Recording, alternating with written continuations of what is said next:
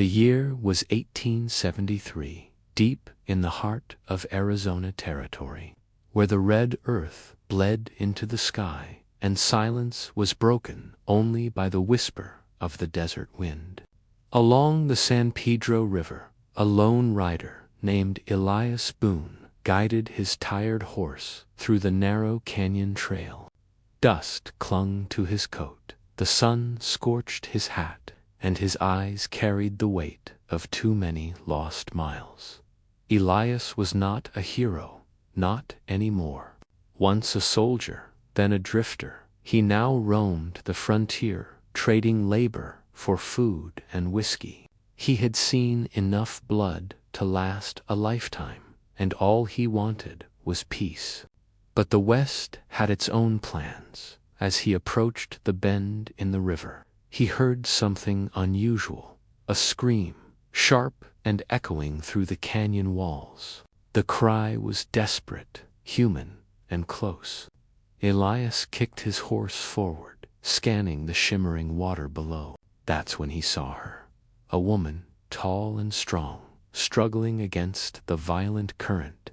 Her long black hair tangled in the reeds, her arms thrashing as the river pulled her deeper. Without a second thought, Elias leaped from his saddle and dove into the icy water. The current was fierce. It tore at his limbs, tried to drag him under, but Elias pushed through.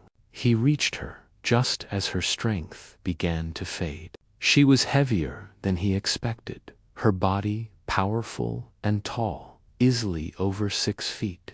With a grunt, he hooked his arm beneath hers and kicked toward the bank. When they finally reached the shore, both were gasping for air. She coughed out river water, her chest heaving. Elias rolled onto his back, staring at the blazing sun overhead. "Easy now," he said between breaths. "You're safe." The woman turned her head toward him, her dark eyes fierce and uncertain. She said something in Apache, words he couldn't understand. Her tone wasn't fear, it was confusion. Elias raised his hands in peace. "I ain't here to hurt you." After a moment, she sat up. The sunlight revealed her full presence, tall, broad-shouldered, dressed in deerskin with intricate beadwork. She looked more like a warrior than a damsel in distress. He tried again, speaking slowly. "You fell in the river. I pulled you out." Her gaze softened slightly, and she nodded once, a quiet acknowledgement. Then she looked toward the trees, as if sensing something unseen. Elias followed her eyes. The forest was still, too still. "You got folks nearby?" he asked. She didn't answer. Instead, she reached for a knife strapped to her thigh, still there, despite the river's pull. She stood, towering over him, and said something sharp and fast in her language. Elias held up his palms again. All right, I'll keep my distance." But before she could say or do more, a war drum echoed faintly from the hills beyond the trees. Her eyes widened, not in fear, but in realization.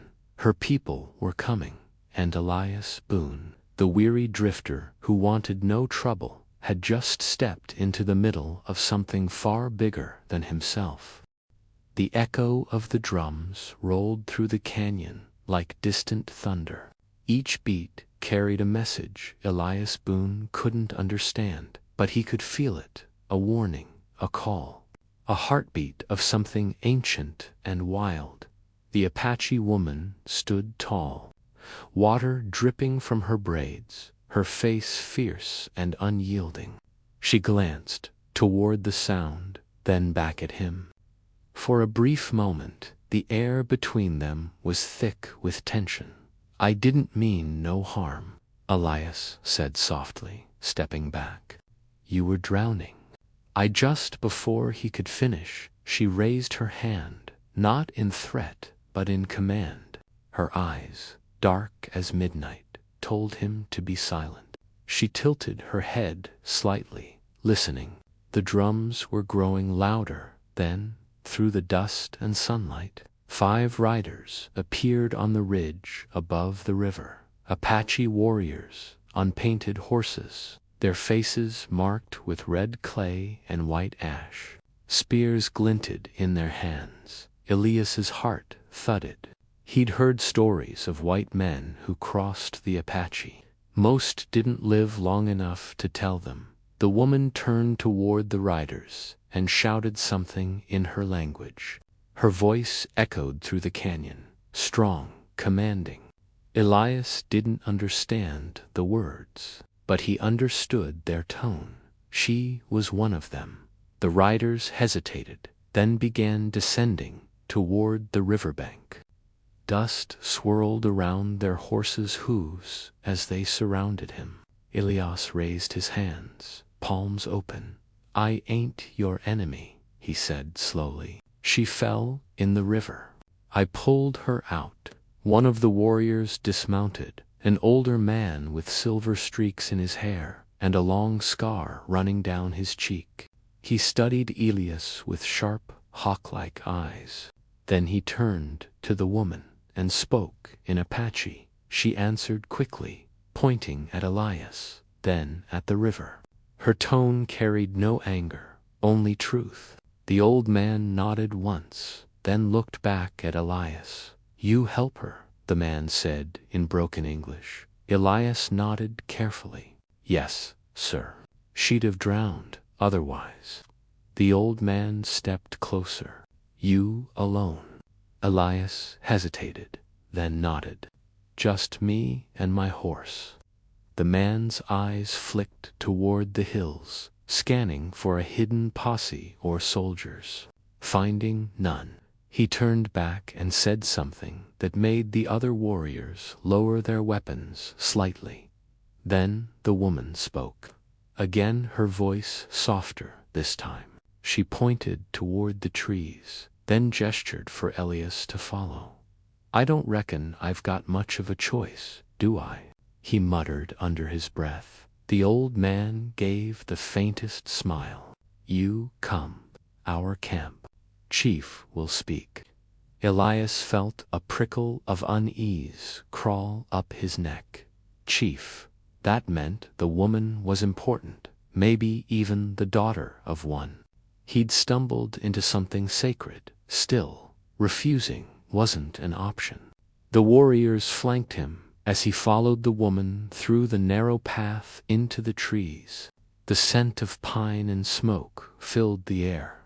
Within minutes, they emerged into a clearing dotted with Apache lodges, tall, leather-skinned teepees, painted with eagles, thunderbirds, and stars. Children ran between fires. Women ground corn in stone bowls, and old men watched silently as Elias entered. Every eye turned toward him. "The outsider, the stranger," the woman spoke again, her voice carrying authority. The murmurs died down. Then, from one of the largest lodges, a tall, imposing figure emerged, his hair silver, his eyes sharp as a blade. The warriors bowed their heads. Even the woman lowered hers slightly. The man was Chief Nantan, leader of the White Mountain Apache, and though Elias didn't yet know it, the next words that Chief spoke would change the course of his life forever.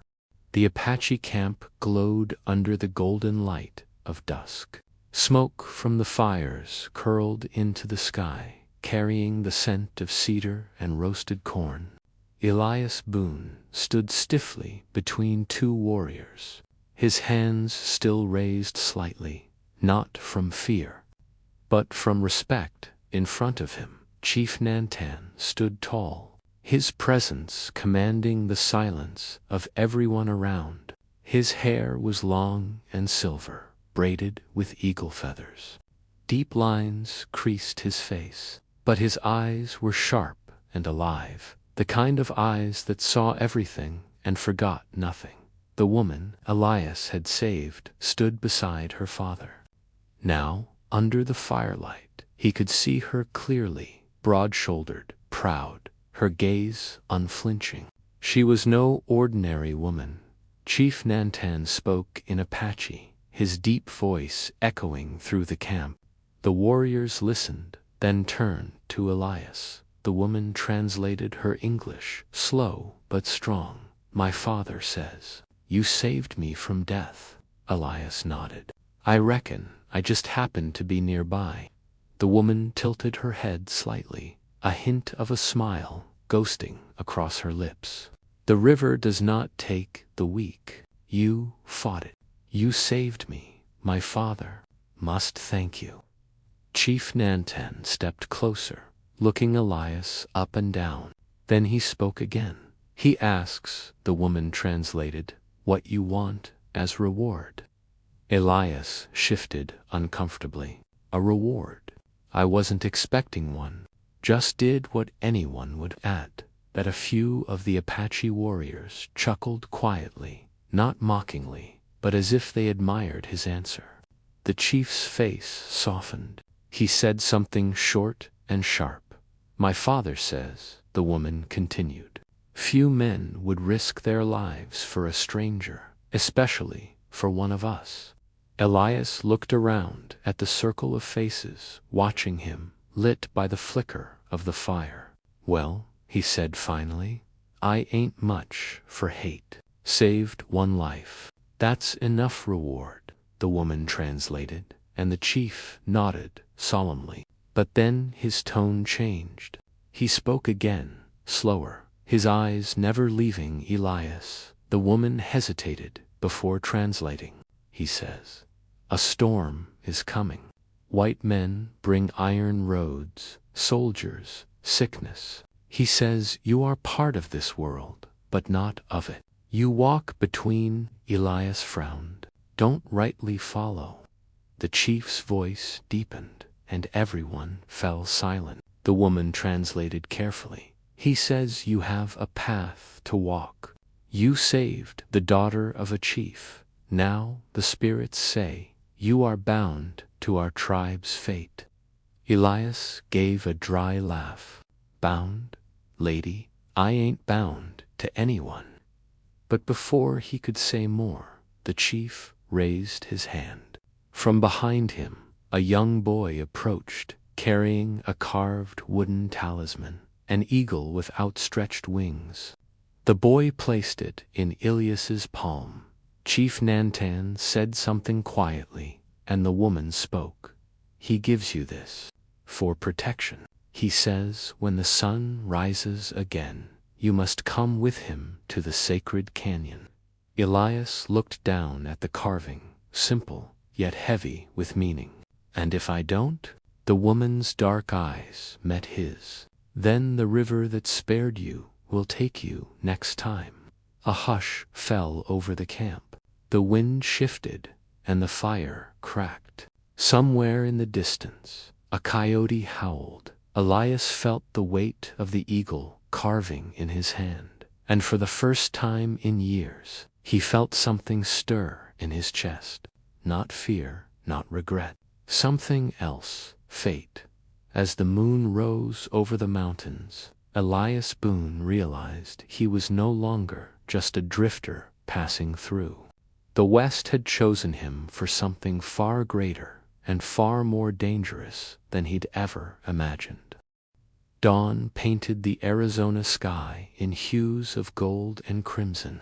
The desert stirred awake, coyotes slipping back to their dens, hawks circling the cliffs, and the wind carrying the dry scent of sagebrush. Elias Boone stood beside his horse, the carved eagle talisman hanging from his neck, catching the morning light. He hadn't slept much. The words of Chief Nantan still echoed in his mind. "When the sun rises, you must come with us to the sacred canyon." Elias didn't know why he agreed.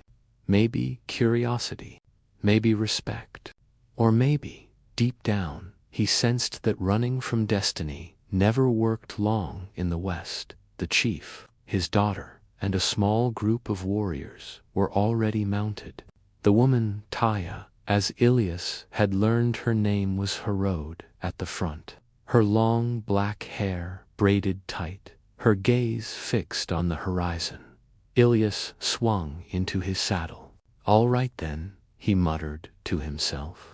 "Let's see what all the fuss is about." They rode for hours through the rugged desert, where jagged rocks rose like the bones of ancient gods. The heat shimmered off the ground, and the air smelled of dust and mystery. No one spoke much. The Apache moved like shadows, quiet, efficient, part of the land itself. Finally, they reached a narrow gorge split between two cliffs.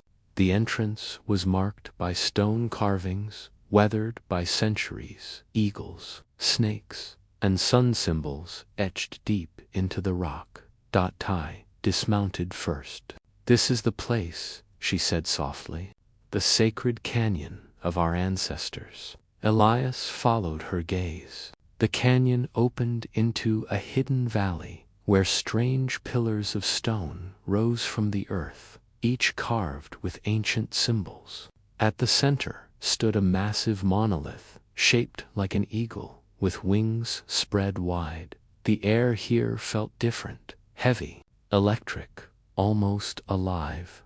Chief Nantan approached the monolith and began chanting in Apache, his voice low and rhythmic. The warriors joined in, their tones blending with the wind. Elias stood back, unsure whether to watch or bow or simply stay quiet. Taya turned to him. "You carry the eagle. You are part of this now." He frowned. "Ma'am, I don't reckon I understand a thing that's going on." She smiled faintly. "Understanding comes later. For now, you listen." The chant grew louder, echoing through the stone walls until the ground itself seemed to hum. The chief raised his arms toward the monolith and spoke words that Elias couldn't comprehend, but somehow felt. Suddenly, a gust of wind whipped through the canyon, scattering dust and feathers from nowhere. The talisman around Elias's neck grew warm. Startled, he gripped it, and for a heartbeat he swore he saw the eagle carving glow faintly, as if lit from within. He stepped back. "What in God's name?" Taya looked at him, her expression calm. "The spirits have chosen you, Elias Boone. The eagle spirit watches over those who walk between worlds, the world of men and the world of the sacred." Elias's throat felt dry. "I'm just a man, lady, a tired one at that." Chief Nantan turned then, his eyes piercing through the sunlight. "You saved my daughter from death. That was no accident. The river called you. The spirits have spoken." Elias stared at the chief, unsure whether to believe him or ride away. But something deep inside him, something older than logic, told him to stay. The chief pointed toward the north, where a faint trail of smoke rose beyond the hills. "The white men come. They dig our land, poison our water, break our peace. You, Eagle Man, will help stop them." Elias blinked, caught between disbelief and destiny. "You want me to fight soldiers? I ain't been a soldier in years." Taya stepped forward, placing a hand on his arm. "Not a soldier, a protector." The wind howled through the canyon once more, as if echoing her words. And in that moment, Elias Boone realized he wasn't just visiting Apache land. He was standing on the edge of a war, one that would decide the fate of everyone who called this wild land home. By the time the sun dipped low over the red mesas, a storm brewed over the horizon, not of thunder and rain, but of men and iron dot from the canyon ridge. Elias Boone saw the distant shimmer of U.S. cavalry uniforms. A column of soldiers marched across the dry plain, their rifles glinting under the dying light. Wagons followed behind, loaded with tools and crates, not for war, but for mining. "They're here," Elias muttered. Beside him, Taya watched silently, her expression stone. "They come for gold," she said. "But they will take more than that. The land, the river, the graves of our fathers." Elias adjusted his hat, unease crawling down his spine. "I fought in wars, Taya. Seen what happens when folks think they're diggin' for gold, but end up diggin' graves instead." Chief Nantan stood behind them, his silver hair catching the wind. "The soldiers will not listen," he said in his deep, steady voice. "They think the land is empty. They do not see the spirits that live beneath it." Elias looked toward the campfires of the soldiers. "They'll see something if they march this way." But even as he said it, he knew this wasn't just about bullets. This was about belief, about a people fighting to keep their soul intact while the world closed in around them. That night, as the storm rolled in, Elias sat alone by the fire. The eagle talisman rested on his chest, glowing faintly in the flickering light. He turned it over in his hand, wondering what fate had truly roped him into. He heard footsteps behind him.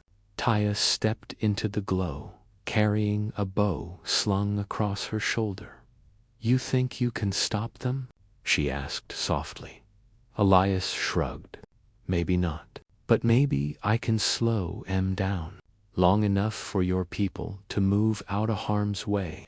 She sat across from him, eyes reflecting the firelight. "You could ride away. Leave this place. It's not your fight."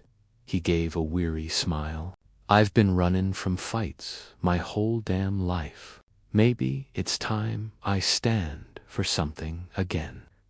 Taya studied him, this worn, dust-covered drifter who'd somehow stepped into her tribe's fate. Then the spirits chose well.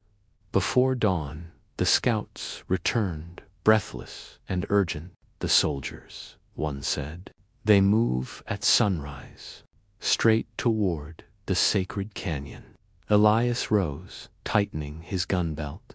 "Then we'd best give 'em a proper welcome." Chief Nantan placed a hand on his shoulder. "Do not fight with anger. Fight with purpose. The eagle sees from above, strikes only when needed." Elias nodded. He felt the weight of the words settle deep in his chest as the first light broke over the canyon. The soldiers arrived, boots crunching, rifles gleaming. Their commander, a hard-faced man with gold stripes on his sleeves, raised a hand. "This is us territory," he shouted. "You Apaches need to move on before things get ugly."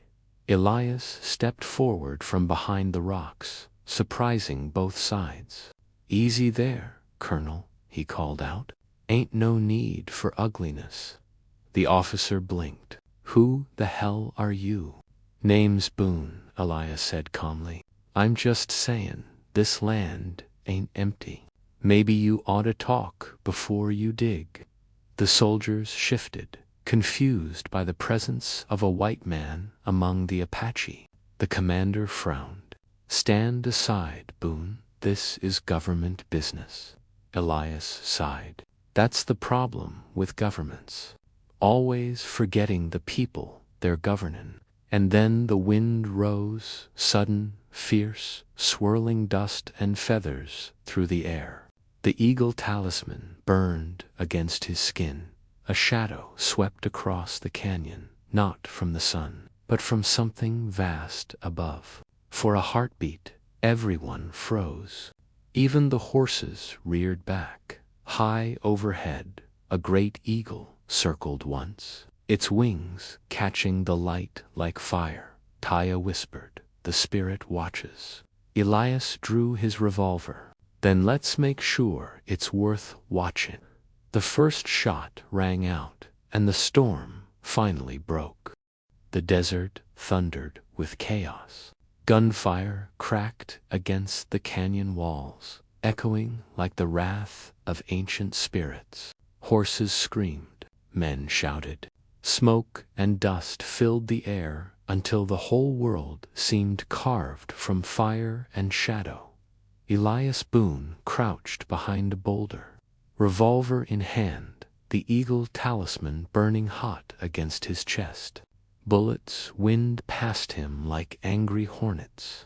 Across the clearing, Taya fired arrows with deadly precision, her movements swift and fierce as the wind. The U.S. cavalry pushed forward, their rifles flashing in the sunlight. But something strange rippled through the air, a feeling that chilled the soldiers' blood before they could name it. The sky darkened from the clouds above. A great eagle's cry split the heavens. The shadow of its wings fell over the canyon, vast and trembling. Every Apache warrior stopped, bowing their heads. Even the horses stilled, snorting nervously. The soldiers faltered, confusion flashing across their faces. Elias looked up, and for the first time, truly believed. The spirit eagle wasn't just a story. Its massive wings shimmered with light, dust swirling around it like fireflies. Now, Boone, Taya shouted. Elias broke from cover, firing into the ground in front of the cavalry to scatter their horses. The sand erupted, and the front line broke. He moved like a man possessed, not with rage, but with purpose. The fight turned. The soldiers, disoriented and spooked by the eagle's shadow, began to fall back. Their commander yelled for order, but the men wouldn't stand. The desert itself seemed to rise against them. The wind, the dust, the cries of the tribe echoing through the stones. And then, as suddenly as it began, silence fell. The surviving soldiers retreated, their flags barely visible against the horizon. The Apache warriors lowered their weapons.